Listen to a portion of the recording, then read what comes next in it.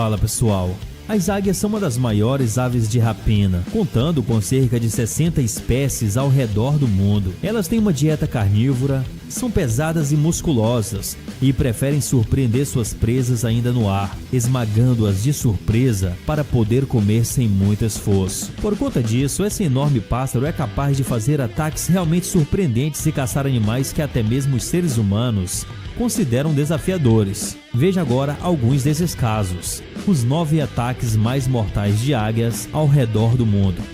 Águia versus tetraz. O tetraz é uma espécie de ave que vive principalmente em florestas do hemisfério norte ou em áreas montanhosas, caso ele esteja na Europa Central. Os maiores espécimes não costumam passar dos 5 quilos e, ao contrário do que você pode estar pensando, o tetraz não é uma ave caçadora. Pelo contrário, ele se alimenta de pinhas e folhas e, quando come carne, o máximo que o tetraz faz é procurar invertebrados como aranhas ou formigas. Mesmo assim, uma águia pode querer arrumar briga com esse pássaro tão inofensivo. Agora, não sabemos por que isso aconteceu, mas veja esse vídeo bizarro em que 2 tetraz estavam brigando entre si e de repente foram interrompidos por uma enorme águia, que decidiu se unir à luta. Mesmo estando em desvantagem numérica, vemos que a ave de rapina lidou muito bem com a situação e não teve nenhum problema em enfrentar esses pássaros. Águia versus gaivota.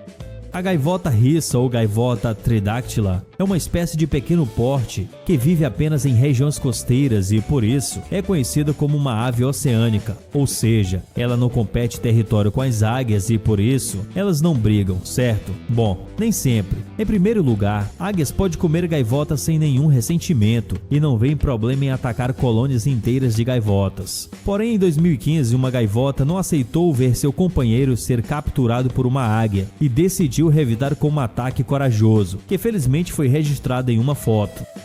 Águia versus macaco.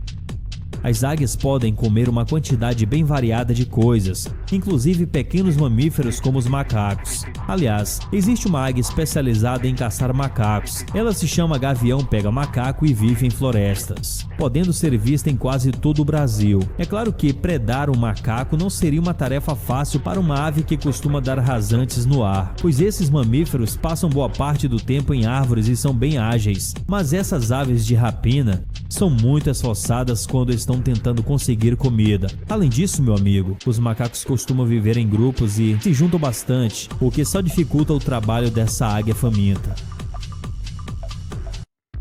Águia versus veado.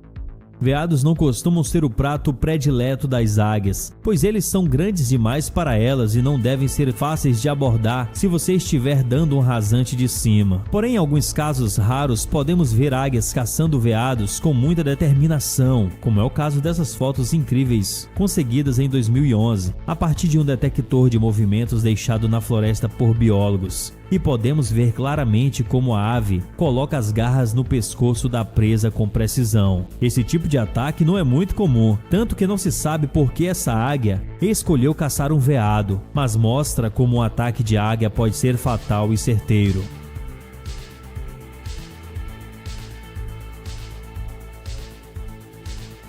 Águia versus cobra. Sabemos que cobras podem ser bastante perigosas para a maioria dos animais, inclusive para os seres humanos. Mesmo as cobras não peçonhentas podem ser um problema, já que sua mordida pode ser dolorida e difícil de cuidar. Então ninguém tentaria incomodar um animal desses, a não ser que você seja uma águia corajosa. Na verdade, esses répteis podem fazer parte da dieta de uma águia, e por mais que as cobras sejam assustadoras, um bote rápido e certeiro vindo de cima é fatal até para uma cobra venenosa. É claro que se a águia descesse no chão e lutasse contra a cobra, ela poderia acabar perdendo e levando uma mordida fatal, mas suas chances de vitória são quase totais se ela der o bote assim, certo?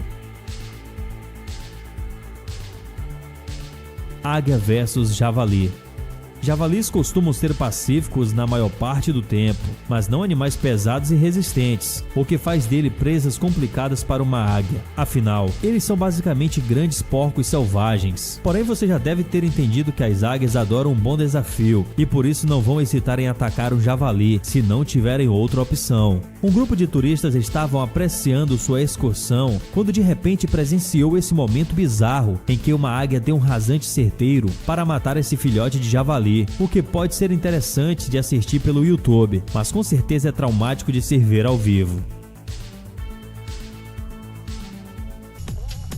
Águia versus tubarão.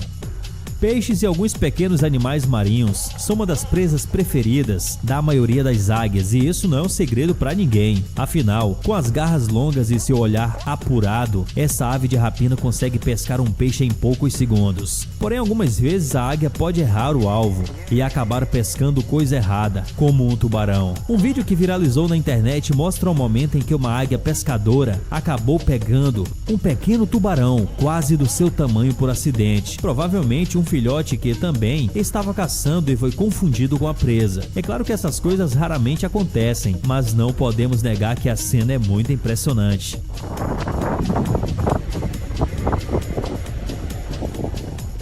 Águia versus leopardo.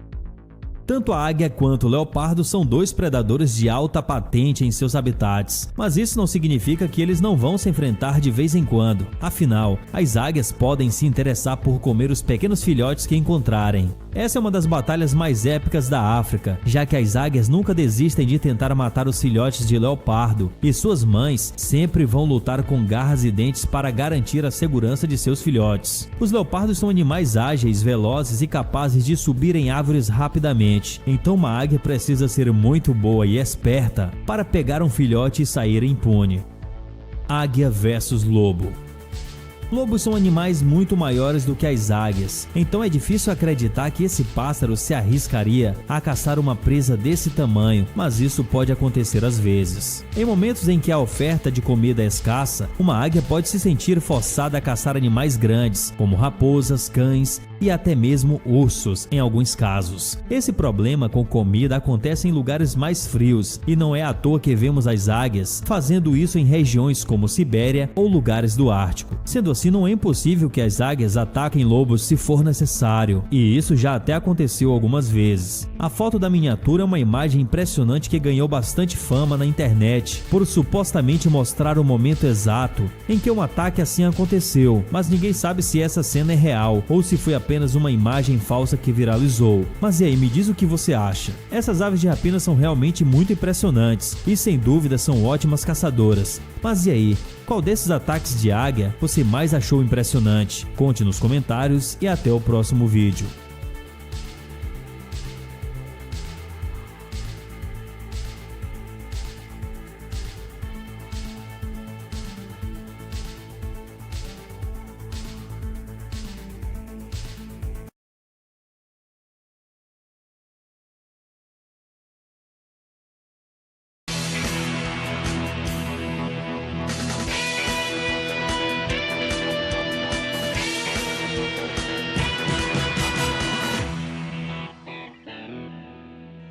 Boa noite. Na semana que vem, os olhos do mundo se voltam para a Rússia. Vem aí mais uma Copa do Mundo. Mas que país é esse? 2 vezes maior que o Brasil e tão cheio de história. Viajamos entre 2 joias, Moscou e São Petersburgo. O dourado da realeza esconde uma novela de época, intrigas e amores na corte imperial. Os segredos do verdadeiro estrogonofe e as cores e sabores dos mercados populares. Em Moscou, os palácios do povo. As imponentes estações de metrô formam uma surpreendente galeria de arte. Aqui no Brasil, uma descoberta, uma cidade onde se fala russo tão bem quanto o português. E as emoções do Dia da Vitória. Vamos conhecer um país que está se reinventando.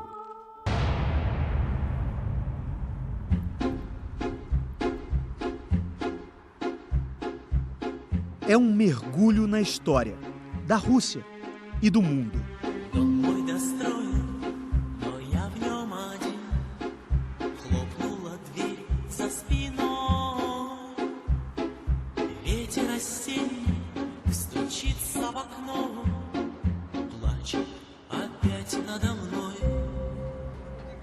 As construções de uma cidade guardam marcas do passado.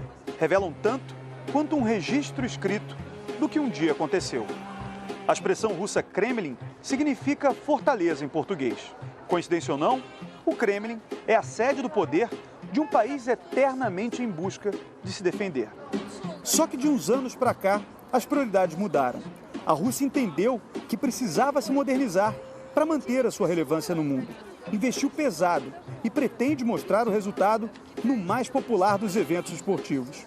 O que o mundo verá na Copa é uma Rússia dividida entre o antigo e o novo, num delicioso dilema entre olhar para trás ou seguir adiante num caminho diferente.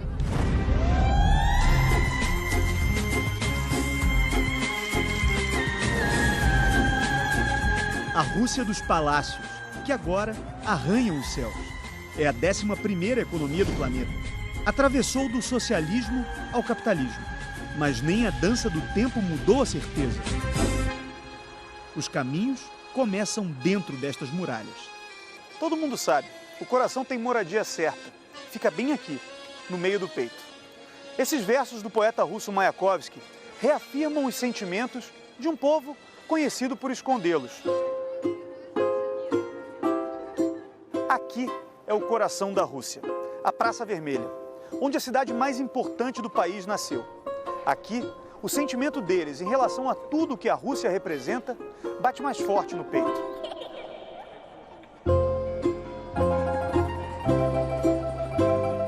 Os pés confundem a direção, numa praça cercada de memórias. Isso aqui é o Marco Zero da cidade de Moscou e existe uma superstição aqui de se jogar uma moeda na direção daquela capela e fazer um pedido, que dá sorte. Quantas moedas! E tem sempre alguém interessado nelas. Acontece que as pessoas jogam tudo errado. Tem que ser com a mão direita por cima do ombro esquerdo. Eu aprendi isso porque a nossa produção é russa de verdade, entendeu? Então eu vou fazer agora, ó. Desejo de vitórias. Hexa! A Catedral de São Basílio, patrimônio mundial, é um marco das conquistas desse povo. As torres lembram um fogo. Chamas que sobem até as nuvens. São 9 séculos de história convivendo no mesmo lugar. Há um ano, entender as mudanças nesse país é a minha missão. Temos um encontro marcado com uma brasileira. Vocês vão gostar dela. É para lá que a gente vai, mas sem pressa, porque o transporte revela muito sobre esse povo. Isso é bem bacana. Os russos são muito ligados à leitura e estão sempre lendo no metrô. Não é jornal, revista, não. Literatura. No metrô de Moscou, entrar no livro não é necessariamente uma força de expressão. Nas paredes da estação Dostoiévskaya estão descritos momentos de Crime e Castigo, obra-prima do autor Fyodor Dostoiévski, que por sinal nasceu aqui perto. Essa verdadeira cidade subterrânea, o metrô, impressiona, deixa a gente meio perplexo. O metrô da capital surgiu em 1935, desde o início com a ideia de transportar e impressionar. Essa é a estação mais funda de Moscou. Essa escada rolante que a gente vai subir agora é provavelmente a mais demorada de toda a cidade. Vamos cronometrar? Aqui, ó. Valendo.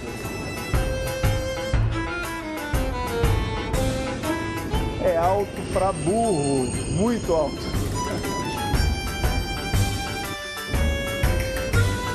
E parou.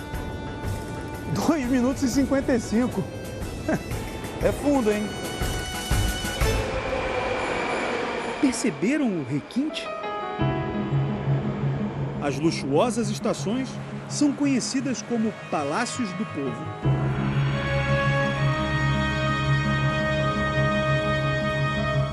E Joseph Stalin, o ditador que elevou a União Soviética ao status de superpotência, idealizou um museu subterrâneo.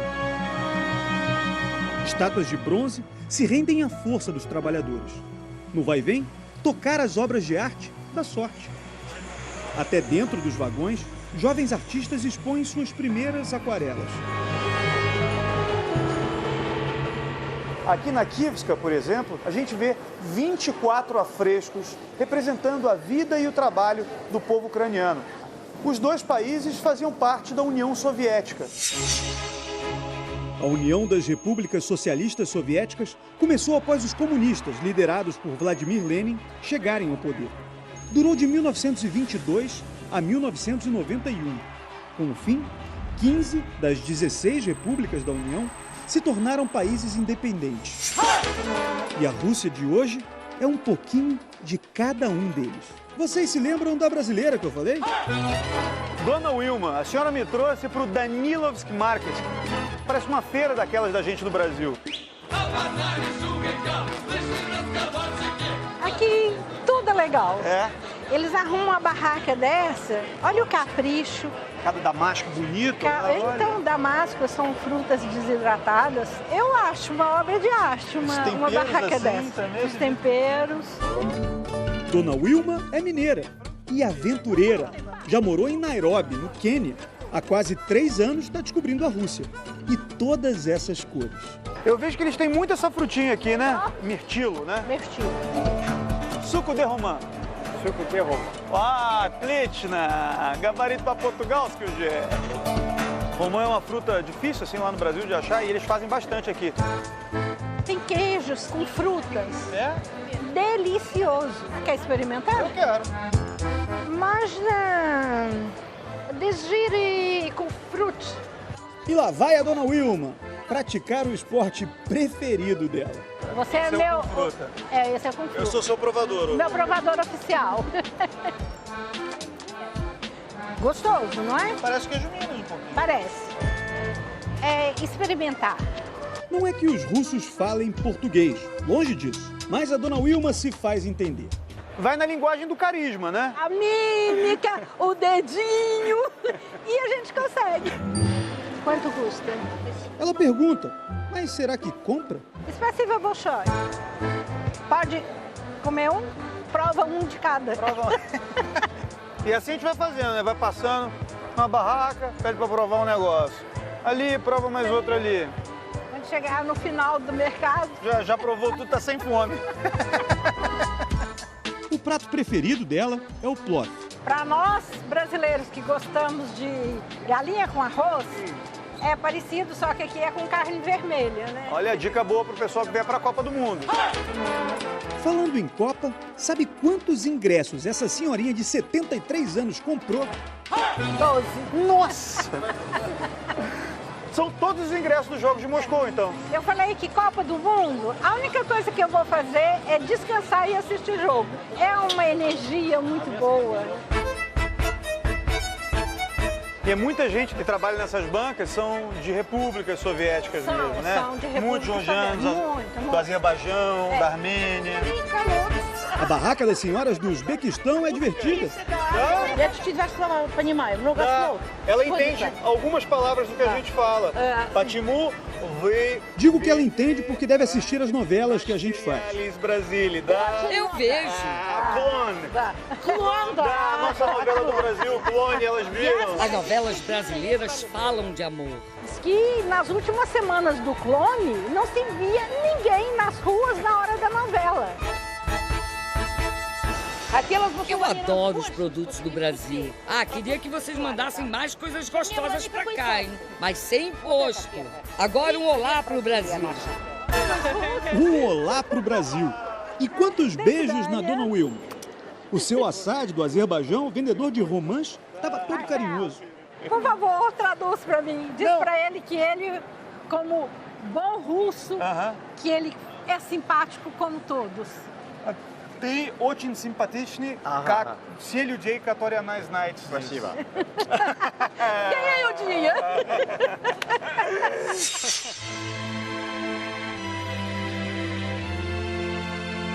Voltamos aos tempos de ouro. Dos desejos de um imperador, surgiu a joia da coroa russa. Pedro o Grande criou uma cidade com brilho intenso. 1703 é o ano de fundação da cidade imperial russa. Daqui, a dinastia Romanov, a mais longeva da Europa, comandou o país em boa parte dos 303 anos em que esteve no poder.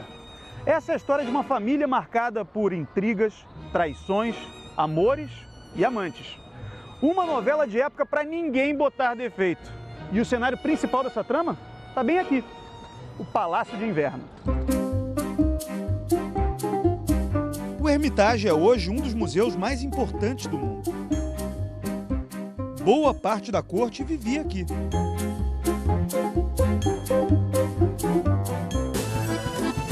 Pedro, Elisaveta, Catarina. Um trio que garantiu um século animado na Rússia. Catarina a Grande nasceu onde hoje fica a Alemanha. O que vemos no Hermitage é o refinado gosto de uma imperatriz estrangeira, que tomou o trono do marido com a ajuda de um dos amantes, Grigori Orlov. Mas quantos ela teve? Isso não é pergunta que se faça a uma rainha.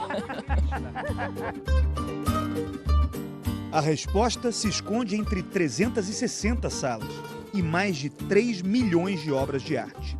A história diz que foram 12 amantes, 3 antes de a Catarina virar imperatriz e 9 depois. Eles tinham um quarto aqui no Palácio de Inverno, a relação era bem próxima da imperatriz. E muitos mantinham a relação com a Catarina mesmo depois de abandonarem o cargo, como Potiomkin, dono desse relógio aqui. É uma complexa engrenagem que dá vida a um pavão de ouro. Um presente comprado pelo amante para impressionar a rainha. Aqui, há mais de 200 anos, ele relembra essa paixão. Amar? Pra quê? Por um tempo não vale a pena. E para sempre é impossível. Ah, os amores da corte. Estão no coração. E a mesa. Do caviar a um dos 10 pratos mais famosos do mundo. Vocês estão entrando agora num palácio que não pertencia à família imperial Romanov, mas recebia reis e rainhas em grandes festas, com muita música, dança e comida, é claro. E sabe o nome desses anfitriões de tanta gente importante? Strogonov. Entre eles, Alexander Sergeyevich. Ele era muito animado, rico, colecionador. É o provável criador do Strogonoff. Ele sempre inventava algo. Mas essa origem é um mistério. A primeira receita apareceu num livro de culinária do século XIX. Levava mostarda e o ingrediente mais importante, e nos orgulhamos dele, a esmetana, que só existe aqui. Por isso, o verdadeiro Strogonoff só dá para fazer na Rússia. Neste edifício dos tempos da Catarina, vamos aprender a receita original do Strogonoff.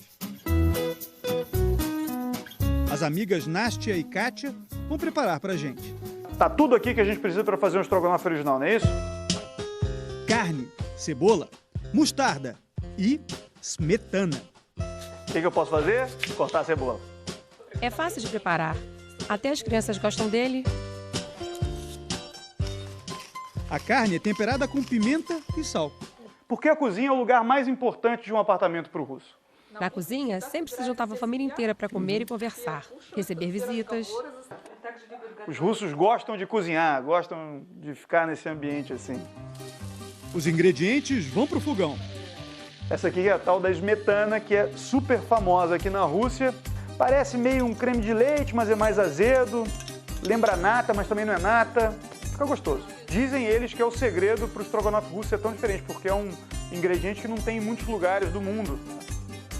A carne fica mais ou menos 7 minutos aqui, depois mistura com a cebola, e aí quando põe a smetana, fica mais uns 20 minutos, mais ou menos. Chegou a hora de provar. Девушки, можно? Ok, Nuzna, precisa provar. Vamos provar. Muito gostoso.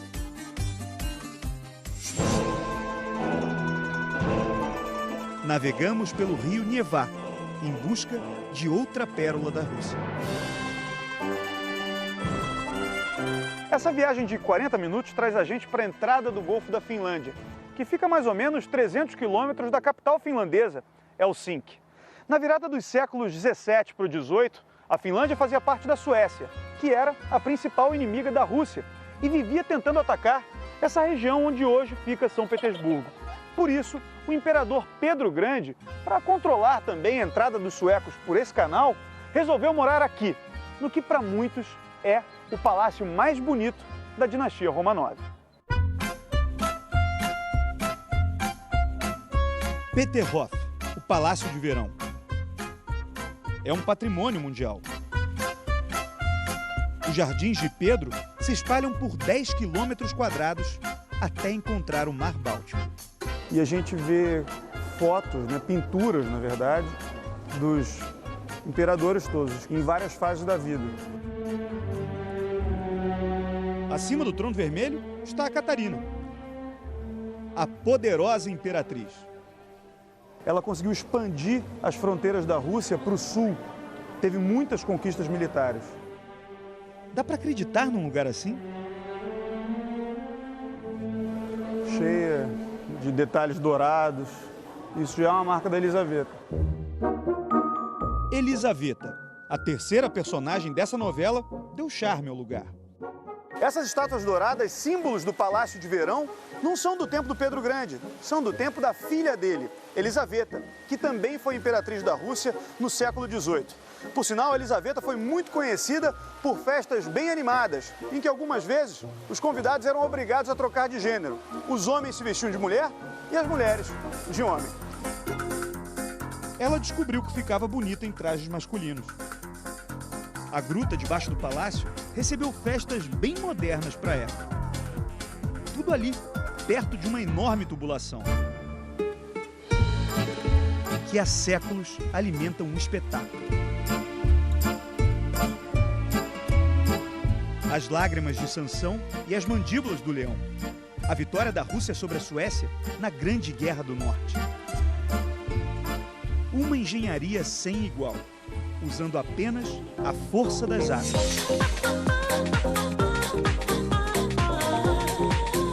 São Petersburgo brilha, dia e noite.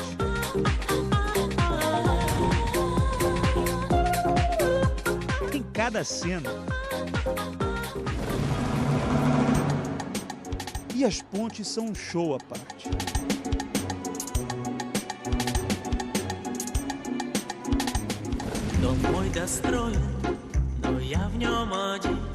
Em Moscou, a Praça Vermelha está dourada. As luzes modernas hipnotizam. Mas não são as únicas iluminando ideias por aqui.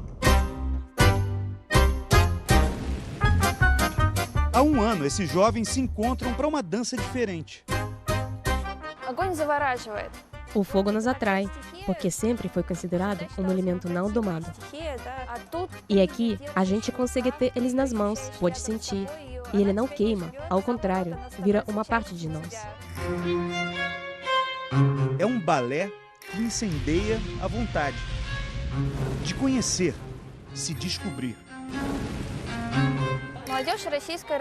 A juventude russa é diferente. Ela quer se realizar do jeito dela, e não do jeito que os outros querem. Exatamente como a nova Rússia. O mundo está nas nossas mãos, e a gente se movimenta junto com o planeta. A pergunta é, para onde?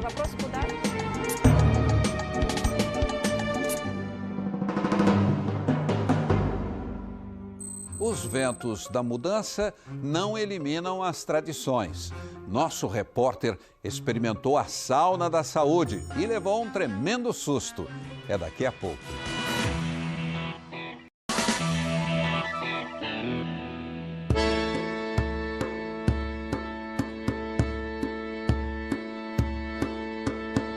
Seguimos nas descobertas. vamos explorar um símbolo da Rússia em transformação. Não estranhe esse lugar com construções de arquiteturas bem diferentes. Esse aqui é o Kremlin de Ismailovo, um centro cultural construído entre 1998 e 2007 para falar sobre as culturas dos diferentes povos desse imenso país.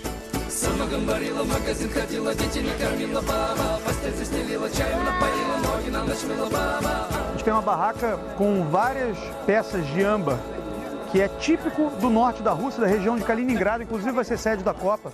Lá tem a maior produção de âmbar no mundo, eles chamam de Antária, vendem muito. É a seiva das árvores fossilizada, mas de milhões de anos atrás. Os sons do país vão nos guiando. Os instrumentos de corda me prendem no caminho. Bravo! Bravo!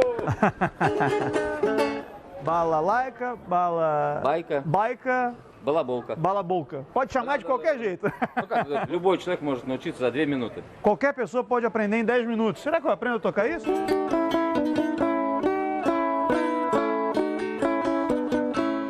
Super. Nesse imenso mercado de pulgas, dá para garimpar tesouros. Olha aqui. O Misha, mascote das Olimpíadas de 1980 aqui em Moscou. 800 rublos. Skid Caneto. Давай, 700. 700, consegui por 700 aqui, ó. O Misha original é difícil de achar. Já as matrioscas, as bonecas russas, decoram todo o mercado. É tanta barraca vendendo que o ecrã aprendeu a fisgar os clientes na língua deles. Pajausa. Assalamu alaikum. Hello to everybody. Buongiorno, tutti differenti matrioshke e grandi sconto. Tawa, uga wawa, shiga wawa, piei tawa. Por favor, konnichiwa, dozumito kudasai.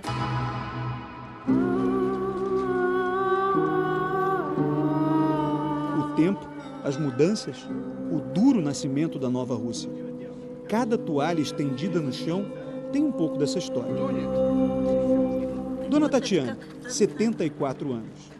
Na sarjeta, no finzinho da feira, ela arruma a louça carregada de sentimentos.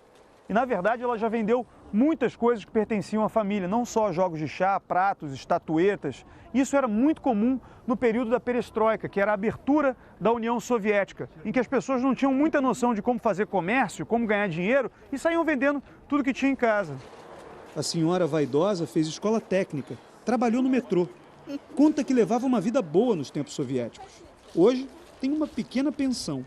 Vende o passado para garantir algum futuro.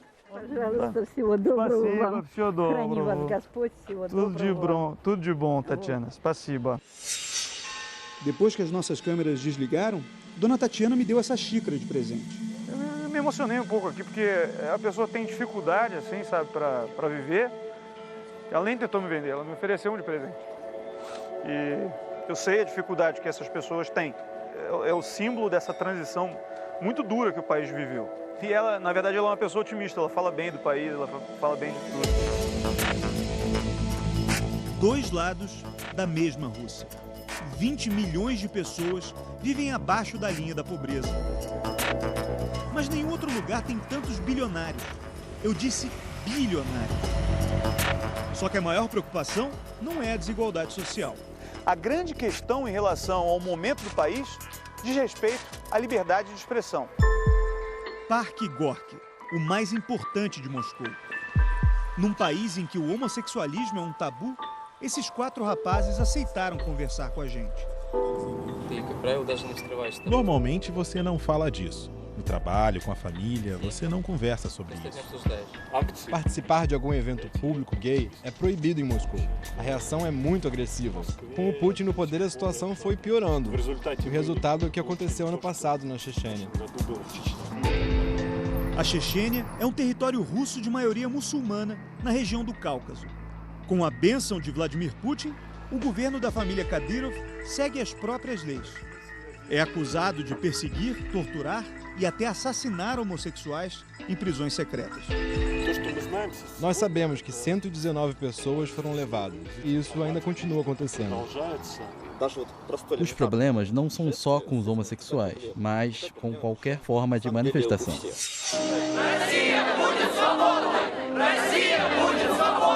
Registramos isso bem de perto.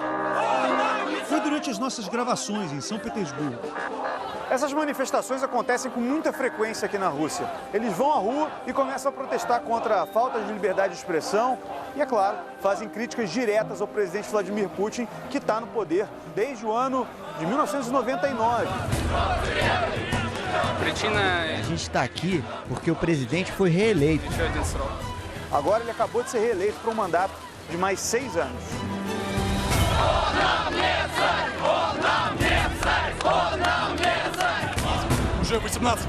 Esse czar está no poder há 18 anos. A polícia entra em cena.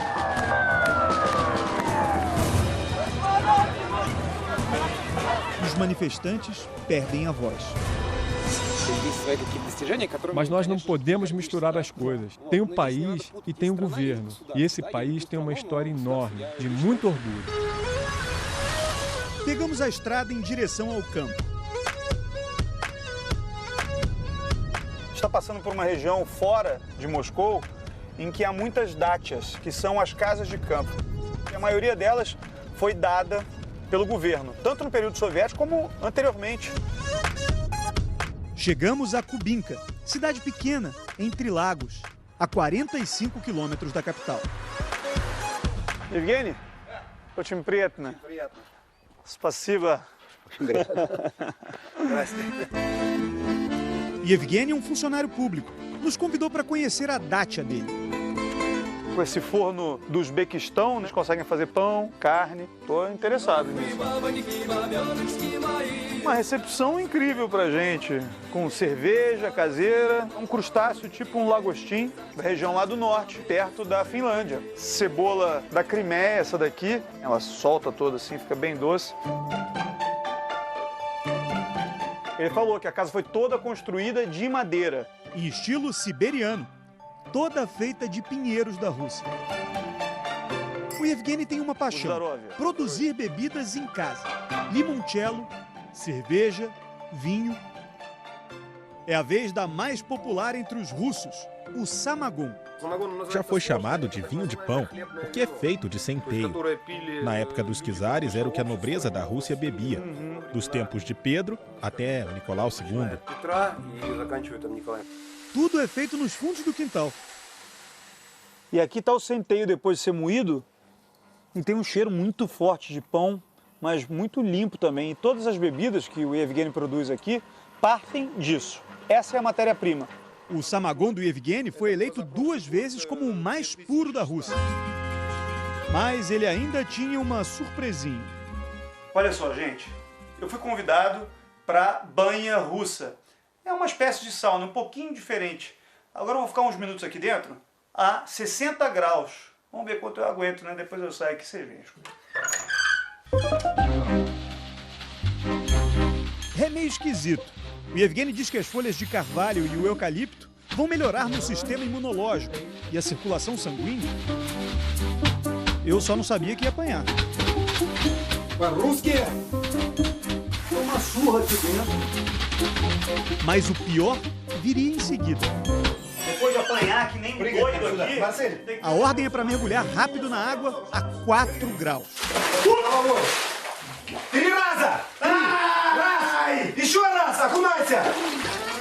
Tem que voltar pra lá de novo depois. Eu não tô entendendo isso. Quem disse que tem que fazer isso? 5 vezes por dia. Fica mais quente toda vez que ele vai. Na cara, respira. 4 graus, hein? Fui! E o ritual de tortura, digamos assim, se repetiu por 3 rodadas. É russo, né? Obrigado, Globo Repórter.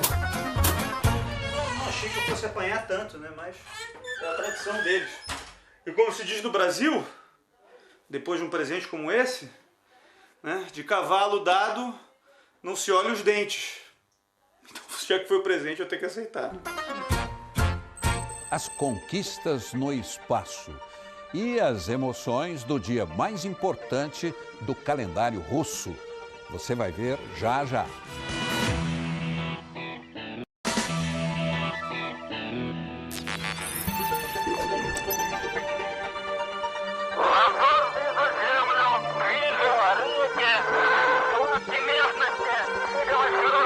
A voz de Yuri Gagarin, primeiro homem a visitar o cosmos, ecoou pelo planeta. Começava uma nova era. Eu sinto muito orgulho do meu país. Nós fomos os primeiros a conquistar o espaço. Tá tudo aqui, no Museu do Cosmonauta. Sputnik, o primeiro satélite. A cápsula que levou Gagarin. Mas elas roubam a cena. Bielka e Strelka, as primeiras cadelinhas a voltarem do espaço. 28 foram lá para cima, nos anos 60. Laika, a mais famosa, não resistiu. Já essas duas viveram muito após a aventura. A Strelka teve 2 ninhadas depois que voltou do espaço. Um dos filhotes foi dado de presente para a primeira-dama dos Estados Unidos, Jacqueline Kennedy. Mas sabe quem essa turma veio ver? Yuri Alexeyevich Gagarin. O grande Yuri Gagarin. Até hoje, um dos personagens soviéticos mais cultuados nessa Rússia que a gente está conhecendo. Mas, na verdade, ele não era tão grande assim. Ele tinha 1,57 m. Para caber nesses escafandros pequenininhos, não podia ser muito grande, né? Um pequeno homem. Grande herói. Do país mais extenso do planeta. Eu sou só um homem comum russo igual a outros milhares. Quando ele retornou da lendária viagem, era uma alegria só. As pessoas foram para as ruas. Estavam todos felizes. Gagarin morreu jovem, num acidente de avião.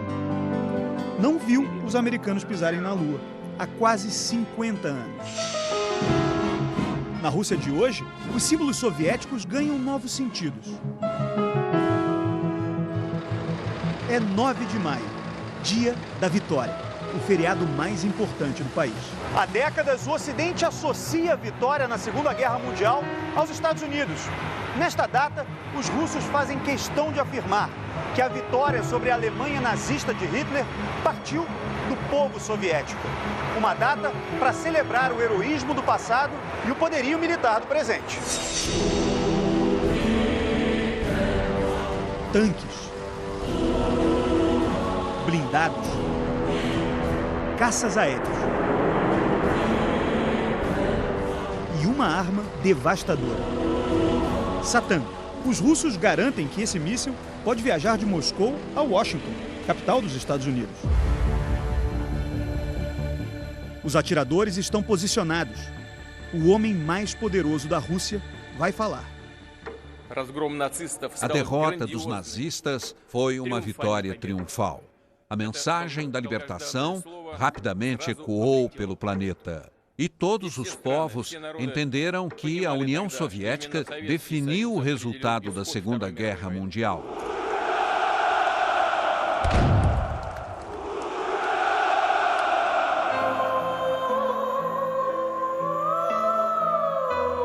Segundo dados oficiais, 8.700.000 soldados do Exército Vermelho morreram naquele período. Mas organizações internacionais de direitos humanos dizem que esse número passa de 26 milhões. 4 vezes mais do que o número de mortos da Alemanha na Segunda Guerra Mundial. Por isso, por aqui é comum ouvir que cada família soviética perdeu pelo menos um ente querido na Grande Guerra Patriótica. O resultado disso é uma reverência sem fim. Na chegada à Praça Vermelha, quantos sentimentos.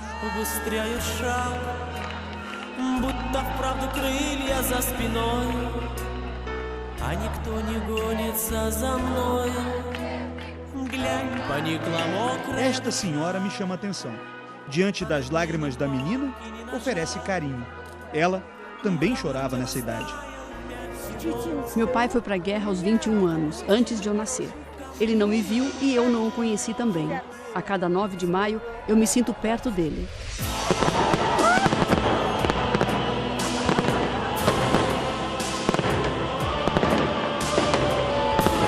O coração vermelho de Moscou está pulsando.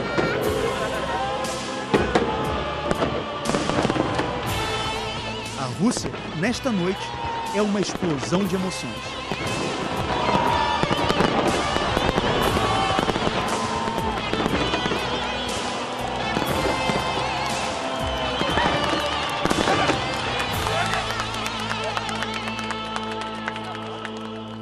De de Moscou para o sul do Brasil. Vamos descobrir juntos um tesouro que veio da Rússia. 1, 2, 3 e a 4ª geração já está a caminho. É menino? É menino. É menino? Rapaz, vai passar. Qual é o nome? Vai ser Taylor. Taylor? Sim, Taylor, filho da Vanderleia e do Jonathan. Jonathan, que é filho da Márcia, e neto da Ana Teresa e do senhor Gregório Gritsenko. Ah, Gritsenko. Agora já parece que a gente está falando russo. Dos próprios Gritsenkos tem vários que foi mudando na documentação, na hora de fazer a documentação saiu errado, né? Então tem Gritsenko, Kutchenko, Orizenko, mas é tudo da mesma família. Sobrenomes de A a Z, devidamente catalogados. Babenko, Basila, Belos, Bondarenko, Braslovs, Budinsky. O Z é de Zabolotsky. E esse Zabolotsky, o senhor Jacinto Anatólio, é filho de russos. O primeiro da família já nascido nesse pedacinho de Rússia ao sul do Brasil.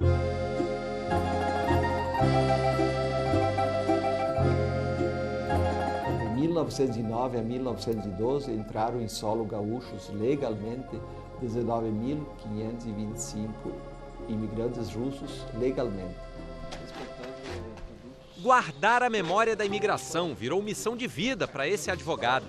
São registros que reconstroem a travessia entre a gélida Sibéria, de onde saiu a maioria dos imigrantes, e a fértil Campina das Missões, a 550 quilômetros de Porto Alegre, quase na fronteira com a Argentina, e hoje com pouco mais de 6.000 habitantes. No município de Campina das Missões, cerca de 25% são descendentes russos. Queriam fugir do frio e das turbulências políticas de um império czarista que ruía. Para eles foi prometida terra para plantar, mas a terra era mata virgem. Os pioneiros lutaram contra a fome, estabeleceram contato com índios guaranis e aprenderam técnicas para semear o novo solo.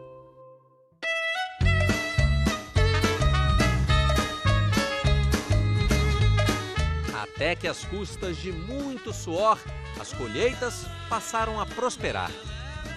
E aqui a região é boa de produzir o quê? Olha, até milho, soja, trigo, feijão, não tem plantada. Atualmente, os laços comerciais entre os dois países são muito fortes nessa região. Só essa empresa aqui abate cerca de 30.000 animais por semana, dando um total aproximado de 4.000 toneladas de carne suína, dos quais 40% são exportados diretamente para o mercado russo. A carne que fica mata a fome e a saudade vem da mesa, outro laço russo-brasileiro. Geração em geração, até que dos nossos avós e dos nossos bisavós. O meu borte é diferente dos outros. Tem um toque não, brasileiro. Tem um segredo. não vou contar.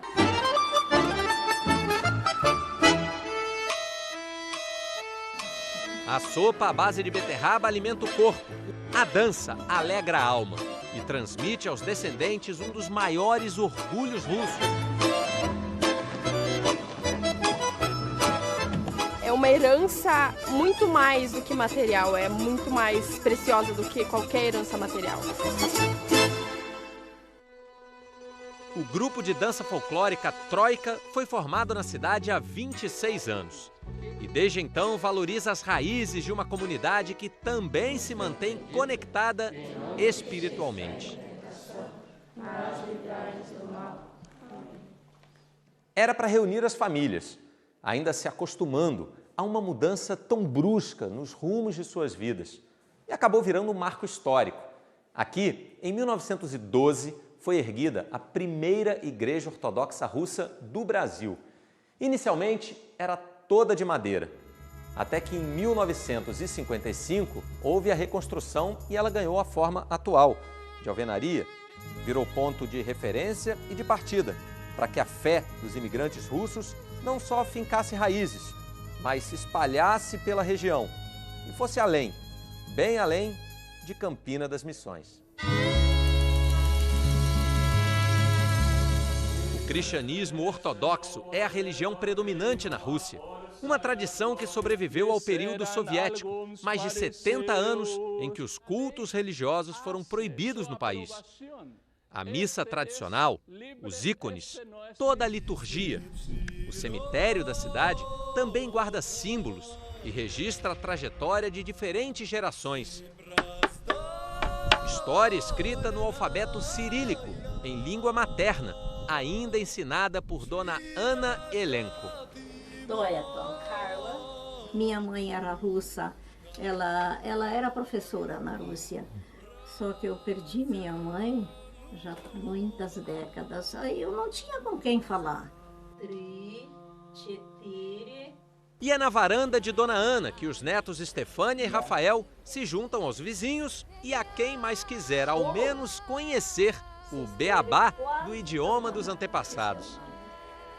Os mais dedicados podem até acompanhar o canto do Gustavo Kunz. Aos 12 anos, em russo perfeito, o Gugu Gaiteiro é uma síntese dessa tradição que se renova, do apreço e respeito a um passado que vislumbra o futuro no horizonte da Campina.